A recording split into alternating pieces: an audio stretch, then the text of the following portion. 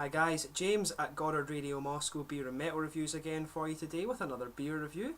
For this one we're continuing on yet again with the series of Kiwi beer reviews that I've been doing for you over the last little while, and we're going to visit a beer that comes from Auckland again, and this guy comes from a company called Bach Brewing, and it is called the Duskrider Red IPA. I thought this one sounded really interesting, the artwork on it's really nice, so hopefully it's a very nice beer. It seems to have quite good ratings on Rate Beer and Beer Advocate, but as far as I'm aware it is actually quite a new addition to the range, and this was recommended to me by the girl at Glengarry Wines and Spirits, so go and check them out if you do find yourself in Auckland in New Zealand. So anyway, as is usual with my reviews then, we'll go through a very brief history of the brewery. It will only take a minute or two, but if you do want to fire on to the tasting section, just fast forward. Brewery website's in the description for you below to have a look at, along with a link to my other reviews that hopefully I can do from these guys in the fairly near future.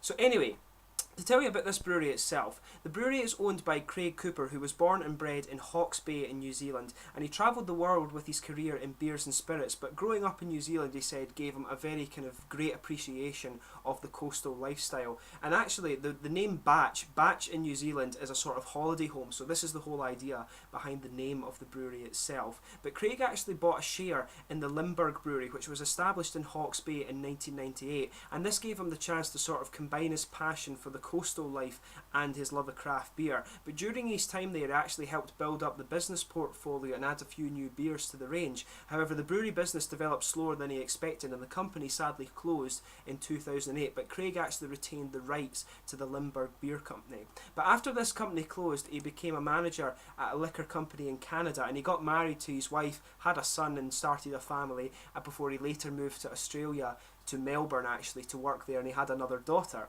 So he found that his work actually took him away from his family, and he decided that they would relocate to New Zealand, and then Bach Brewing was formed in 2013, and it allowed him to sort of combine time with his family and have the sort of freedom of having his own business. So he used the original Limburg recipes for the Checkmate and Hopsmacker beers, tweaking them slightly for the new company, and since then they've added more beers, and they actually contract their brews at Steam Brewing Company in Auckland, and since the company was formed they've won a number of medals for their different beers, and a lot of other guys have actually helped him get set up. So like with many New Zealand craft beers, if you go onto the website you'll see there's a nice little thank you section, and it's actually a really nicely set out website, I thought, when I looked at that one, so definitely give it a check out. But to give you a list of the other beers you can get from these guys, you'll get the King Tide Pacific IPA. They've got 5 of these, I believe, in their sort of core range, if you like. So you get the King Tide Pacific IPA, Driftwood Session Pale Ale, Duskrider Red IPA, and you also get the Beachstone beer and the Checkmate as well. So some really nice beers apparently from these guys, and they do have a really good rating on Beer Advocate and Rate Beer, so as I say, check them out. So to move on to the tasting of this beer itself, this guy is a 6% red IPA, and apparently it contains a blend of American and New Zealand hops, and it's got 6 speciality malts in it as well. My only complaint actually that I should say about Bach Brewing's website is that it doesn't tell you the full profile of these beers, because folk like me who do the tastings are always interested to know what hops, and it does help you actually kind of improve your palate. So I'll just bring up the camera and let you have a little look at the artwork on this one. It's actually, the artwork on this one's really beautifully done, I have to say. I'm really impressed with it. But just to read the little bit that's on the back, it says, Bach Brewing is a family-owned gypsy brewer camped near Auckland harbours. Our passion is brewing fresh aromatic beer that complements our coastal way of living. Duskrider is brewed with speciality malts for a ruby red hue and a hop-forward fix of tropical fruits and citrus from US Cascade, Amarillo, Citra and Nelson Sauvin. So I should have kind of held my breath there and actually just read the back of the bottle before opening my mouth about that one. So as you can see, it's a plain bottle cap on this guy, but the artwork on this one really is beautiful, and you know, I might actually see if I can steam the label off this guy and keep it, because it's one of the best labels I've seen, I'll have to say that. I'm really impressed with this one. But anyway, we'll get on with the tasting of this beer now, and as you know if you've watched my channel before, like red ales and red IPAs, you know, it's one of my favourite beer styles, and if it's got a nice big kind of fruity, sort of fruity hop part and a nice caramel malt, then for me that's heaven. So really quite looking forward to trying this one for you. So as you can see, it's actually pouring a really nice kind of coppery, sort of coppery reddish amber colour here. It's beautiful looking beer. Just as it pours out, you can actually smell the oranges off this one. It's got a really nice kind of orangey citrus colour, which is, or orangey citrus aroma I should say. Sorry, I was fixing the light, but it's a really nice even just holding it here without paying too much attention, you really are picking up that nice little bit of kind of sweet caramel and nice orangey citrus. So as you can see, it pours a nice, if I just hold it back to the light here, you can see it pours a nice kind of reddish coppery amber colour. If I put my fingers behind it, you can see that it is nice and transparent. There you've got about a finger and a bit, just under a finger actually, of I would say that's a creamy white head. There's some big bubbles sticking to the side of the glass and a lot of little ones just going up towards the bottom of the head. So let's check out the aroma with this guy. So there's actually a good little bit of tropical fruit. Really haven't bothered with the light in this video actually. So yeah, a nice little bit of tropical fruit in there. You can pick up just a little bit of pine resin in there, but I think mainly it is a nice kind of juicy orangey, a nice juicy orangey fruit that's coming here. This beer does smell really, really juicy, but there's maybe a little bit of kind of peach and grapefruit in there as well. You do get that sort of almost soury smell, if you like, from the grapefruit with this one. But there is a little bit of sharpness to it, which to me would kind of indicate peach a little bit. But if I remember right, with kind of Nelson Sauvin, you do get a little bit of pineapple, so then again it could be that. But it does definitely have that little bit of kind of sharpness about it, but I think mainly juicy oranges and a little bit of grapefruit are the two most prominent bits. There is a wee bit of pine resin too, you can just detect that underneath. And if you sort of spin it up a little bit, you actually get a bit more of that pine, but you can just detect a sort of sweet caramel underlying with this one. But there is maybe just a little bit of spice in there too, which is really nice. So, but it's got quite an interesting aroma. As I always say, just take a little bit of time to smell your beers, and because you do get a good idea of the flavour. So without further ado, let's get on with the Duskrider Red IPA from Bach Brewing. Cheers!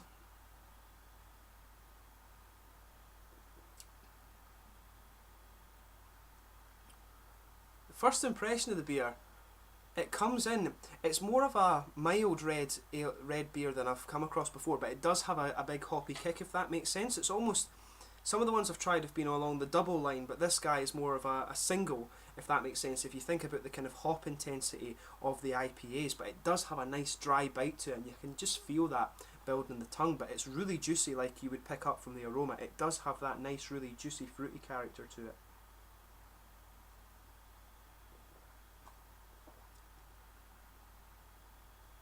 Yeah, you've got a nice hoppy fruitiness that comes in at the start. It's not too oily, this one. It's not as oily as some of the sort of IPAs and red IPAs I've had before.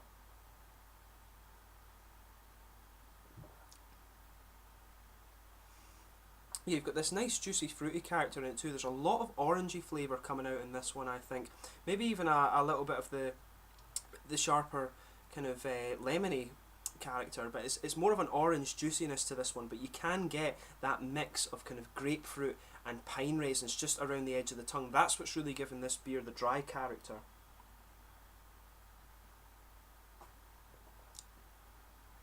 Yeah, malt base on this one, you are picking up just a little bit of sweet caramel, but it's actually quite a sort of white bready malt base, but you can pick up, and it is very slight, but you can pick up, I think, a little bit of sort of rye-ish flavour in this one. And that's interesting because in Germany, when you get the red beers, it seems to be sort of red rye that they'll use a lot in it, which is quite interesting. And that you can pick up just a little bit of that, particularly in the aftertaste when you let it settle, but it is a more hop forward beer. The malt base on this one is quite mild, and it does come out a bit more in the aftertaste, in my opinion.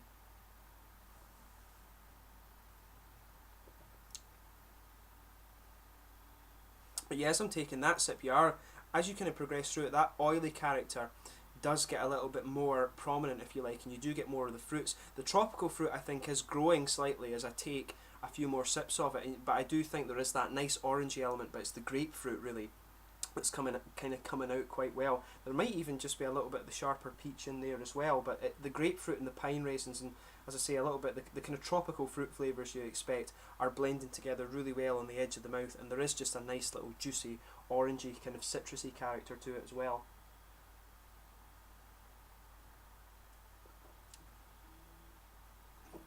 But yeah, in the middle of the tongue you are getting a nice little bit of sweet caramel, but that is sort of engulfed a little bit by a sort of white bready malt base. And I think just as you get into the aftertaste, particularly at the front of the palate, you are getting a kind of nice little bit of an almost slightly cereal taste, and maybe I do wonder if there is a little bit of rye in the malt base. You can use rye for malt, but if there is, it's very, very mild. It's not like some of these German rye beers and things like that have, you know, you do get a really big cereal character, and there is just a little element of cereal character in the malt base, in the flavour of the malt base of this one. In terms of the mouthfeel of this guy, I'd say it is quite light-bodied. It has just a little bit of alcohol warmth, and it is 6%, so it is starting to push into that kind of heavier alcohol content range. Usually it's about the sort of 5.5–6% where you do feel a little bit of alcohol warmth, so you're getting a little bit of that in it. It's got a kind of moderate carbonation, I would say. But yeah, carbonation actually promotes the sort of resinous and dry part of this beer, which is quite interesting. But it's got a nice lingering kind of dry bitterness, but it is a nice big juicy beer at the same time, so they've got the mouthfeel of this quite right. It's actually a little bit more easy drinking. It is a bit lighter than some of the red ales that I've had before, but that said, they are saying that it's a red IPA, and usually the IPA is a sort of lighter feel beer, if that makes sense. It's not quite as malty as the likes of a red ale or an amber ale would be, so it's actually quite an interesting blend that they've done with this guy. I'd be interested to know what the malt base is, so I could comment a little bit more on that. I think there is a little bit of rye in there somewhere, but I wouldn't want to say that for certain. But overall, this is a really nice beer. Again, it's another kind of hop forward thing which you would expect from an IPA. Interesting because it's a red IPA. I'm not sure how common this beer style is. I think this might be the first one that I've reviewed from that. It's red ales that I really like, but a red IPA, you know, is a kind of combination of two styles I really like, so I can't really complain about that. But it's a very, very nice beer. It's got a nice juicy character, and it's not the most complex one you'll find as well, and that's quite good, because if it's I think the idea that they're going for with these, and correct me if I'm wrong, they're going for a beer that you can just sit and enjoy, that's got a good bit of flavour by the beach, something that's not too complex, something that you don't have to think about too much, and they do that really well. This is a nice kind of sessionable red IPA, and it's a new style, like I say, that I don't think I've ever reviewed before, so quite interesting to see that. But anyway, as is usual with my beer reviews, I'll thank you again for watching. This is a really nice one that I would recommend you try out. As I say, a little bit of an unusual style, so please let me know in the comments section your own thoughts on this beer, and do recommend other red IPAs that I can have a look at as well. This is another good example of some New Zealand craft beer, so check them out if you get the chance, and please like, subscribe, share, all the usual YouTube stuff. Comment below and let me know your own thoughts, and I will catch you soon with the last couple of videos in my series of Kiwi beer reviews. Cheers.